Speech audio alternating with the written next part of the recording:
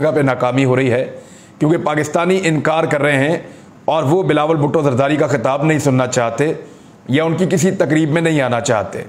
ये कितनी बदकिस्मती है कि जब जुल्फ़िकार अली भुट्टो वज़ीर ख़ारजा थे तो पूरी दुनिया में जो पाकिस्तानी थे वो उनको सुनना चाहते थे, उनसे मिलना चाहते थे, उनकी बेपनाह इज्जत थी। ना सिर्फ पाकिस्तानी बल्कि गैर मुल्की भी उनको सुनना और उनको मिलना चाहते थे।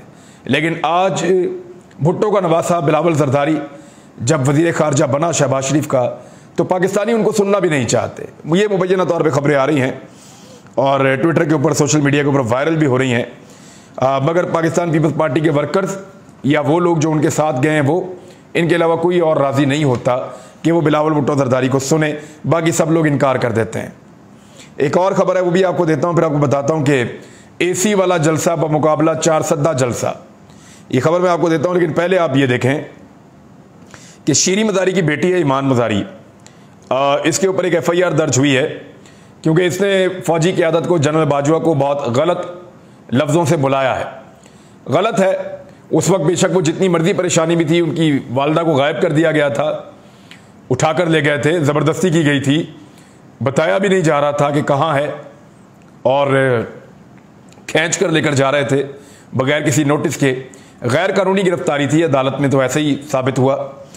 तो वो ईमान ज़ैनब मज़ारी चाहे कितनी भी उस वक्त डिप्रेशन में थी, लेकिन फ़ौजी क़यादत को गालियाँ देना या उनको बुरा भला कहना ये उनको ज़ेब नहीं देता। उसके बाद उन्होंने इस्लामाबाद हाई कोर्ट से ज़मानत करवा ली, लेकिन इसके बावजूद उन्होंने एक ट्वीट किया है और ट्वीट में उन्होंने एक तस्वीर भी शेयर की है। गालिबन ये तस्वीर CCTV फुटेज से निकली है। उसमें उन्होंने ट्वीट करते हुए कहा कि पुलिस ऑफिशियल्स हमारे घर के बाहर आ गए हैं और हमारे स्टाफ को या हमारे मुलाजमीन को हरासा कर रहे हैं। इनके पास ज़मानत है, तो मेरा नहीं ख्याल कि इनको हरासा किया जाना चाहिए। अब तो अदालत के अंदर मुकदमा है, तो वहाँ पे जो है वो जो मुद्दई हैं मुकदमा के, वो भी जा सकते हैं और ये भी जा सकती हैं और उम्मीद है कि अदालत इंसाफ करेगी। लेकिन यहाँ पे सोशल मीडिया पे एक बहुत बड़ा सवाल उठाया जा रहा है। इस ट्वीट के बाद सवाल ये उठाया जा रहा है कि क्या फजल रहमान साहब के घर के बाहर कभी पुलिस गई इस तरह, जब उन्होंने पाक फ़ौज को ये कहा कि हम आपका वही हशर करेंगे जो अफगानिस्तान में अमरीकी फ़ौज का हुआ है। क्या कभी मोहसिन दावड़ के घर ऐसे पुलिस गई इस तरह जैसे ये हो रहा है? क्या कभी मरियम नवाज के घर, चले छोड़ दें मोहसिन दावड़ को, वो लोग तो कई दफ़ा गिरफ्तार भी हुए हैं, क्या कभी मरियम नवाज के घर इस तरह पुलिस गई जिस किस्म का बुरा भला उन्होंने पाकिस्तान की फ़ौज को कहा है? क्या कभी परवेज़ रशीद के साथ हाल ही में इन लोगों ने जो कुछ किया पाक फ़ौज के साथ, क्या कभी नवाज शरीफ के पीछे पुलिस इस तरह गई? या कभी मरियम नवाज के दरवाजे पे जाकर खड़ी हो गई हो और हिरासा किया हो उनके मुलाजमीन को कि निकालो मरियम नवाज को बाहर? उनको तो जमानत भी नहीं करनी पड़ी मरियम नवाज को, उनके ऊपर तो मुकदमा भी नहीं हुआ, किसी ने दरखास्त तक नहीं दी FIR के लिए मरियम नवाज का जब मामला था। तो वो बेनज़ीर भुट्टो साहिबा ठीक कहती थी।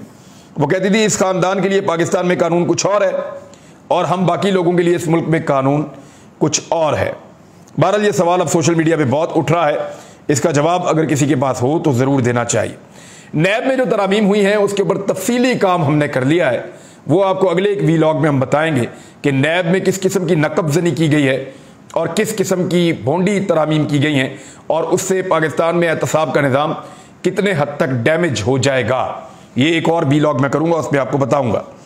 अब आप आ जाएँ इस बात पे कि मेरे एक सोर्स ने मुझे एक बड़ी अहम खबर दी है और वो खबर ये है कि PMLN की फ़िक्रमंदी बहुत ज़्यादा बढ़ गई है। उन्होंने मियाँ नवाज शरीफ साहब को ये पैगाम भिजवा दिया है कि इस वक्त मुस्लिम लीग नून की जो मकबूलियत है वो 2018 से भी नीचे जा चुकी है। अगर इदारे हमारा साथ भी दें और हम धांधली भी करें, पूरा का पूरा वसाइल को इस्तेमाल करें, तमाम हथकंडे अपना भी लें, तब भी हमारी मकबूलियत बहुत कम है। 2018 के इंतखाबात में भी हमारी मकबूलियत इतनी बुरी तरह इफ़ेक्ट नहीं हुई थी जितनी बुरी इस वक्त इफ़ेक्ट हुई है। अगर अभी इलेक्शन हो जाता है तो तमाम हथकंडों के बावजूद जीतना मुमकिन नहीं है और सादा अक्सरियत तो बिल्कुल ही मुमकिन नहीं है। लिहाजा अगर जीत भी गए तो इसी तरह की एक कोलिशन गवर्नमेंट बनानी पड़ेगी और वो भी बाकी पार्टियों के साथ मिलकर करना पड़ेगा, वरना इमरान खान की पोजीशन बहुत मजबूत है। ये पैगाम मियाँ नवाज शरीफ साहब को दे दिया गया है और आने वाले दिनों में इसके ऊपर हिकमत अमली तय की जाएगी। PMLN जो कल तक इलेक्शन में जाना चाहती थी, इस वक्त जो उन्होंने ताज़ा सर्वे करवाए हैं और पाकिस्तान के जो आदाद शुमार उन्होंने देखे हैं, क्योंकि हालत बहुत पतली है। बहावलपुर का जलसा तमाम सरकारी वसाइल जनूबी पंजाब पूरा इकट्ठा किया गया, तमाम सरकारी मुलाजमीन को वहाँ बुलाया गया, हर किस्म का अमला वहाँ पहुँचाया गया, इसके बावजूद बुरी तरह फ्लॉप हुआ। और इसी तरह आज का जो जलसा था मानसेरा का, वज़ीर आज़म शहबाज शरीफ हैं, उन्होंने पूरी ताकत का इस्तेमाल किया। कैप्टन सफदर वहीं के रहने वाले हैं और जहाँ हमेशा PMLN का गढ़ होता था उन्होंने भी पूरी ताकत का इस्तेमाल किया, लेकिन इसके बावजूद बुरी तरह शिकस्त खा गया उनका ये जलसा भी। अब जलसे के हवाले से कुछ चीज़ें मैं आपके साथ शेयर कर देता हूँ, ज़रा इनको आप देख लें। ये तस्वीर अगर आप गौर से देखें तो इसमें आपको इम्पोर्टेड वज़ीर आज़म नज़र आ रहे हैं। ये पीछे से उनका आपको सर वाला हिस्सा नज़र आ रहा है, ये इम्पोर्टेड वज़ीर आज़म का सर है और ये वो कपड़े हैं जो उन्होंने बेचने हैं, जो पहने हुए उन्होंने। आज फिर उन्होंने दावा किया कि मैं ये कपड़े बेच दूंगा, अपने कपड़े बेच दूंगा, लेकिन कोई अच्छा गाहक नहीं मिल रहा जो इनके कपड़े खरीदे और ख़रीदने के बाद आटा लेकर दे। बहरहाल ये कपड़े बेचने का तो कह रहे हैं, लेकिन ये फ़ोटो गलत एंगल से ले ली। इसी फ़ोटो में अगर इसका एक दूसरा वर्जन आप देखें तो मरियम नवाज़ भी साथ खड़ी है और ये फ़ोटो को पोस्ट किया गया बाकायदा, ये जाते हुए जलसा गाह की तरफ। लेकिन अब यहाँ पे आप ये मंजर देखें कि सामने दो आपको मोटे मोटे पाइप नज़र आ रहे हैं। इन पाइप्स के बारे में एक क्लेम है और ये सबको पता है कि ये क्या है। ये चिलर्स लगे हुए हैं जी, बहुत बड़ा चिलर लगा हुआ है। यानी मरियम नवाज़ और शहबाज शरीफ का जो जलसा है मानसेरा वाला, वहाँ पे ताकि गर्मी ना लगे, मेकअप ख़राब ना हो जाए, तो उसके लिए इन्होंने चिलर लगाए हैं जलसा गाह में। सामने लोग गर्मी में बैठे हैं, पसीनों पसीन हो रहे हैं। सामने जो लोग बैठे हैं उनके लिए कोई फिक्र नहीं, कोई बंदोबस्त नहीं।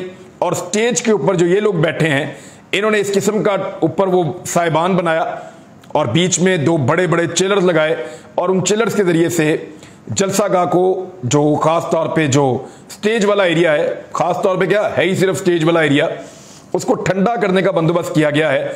तो चिलर वाला जलसा है, AC वाला जलसा है मरियम नवाज साहिबा का। ये एक नई चीज़ इन्होंने मुतारफ़ की है जलसे के अंदर।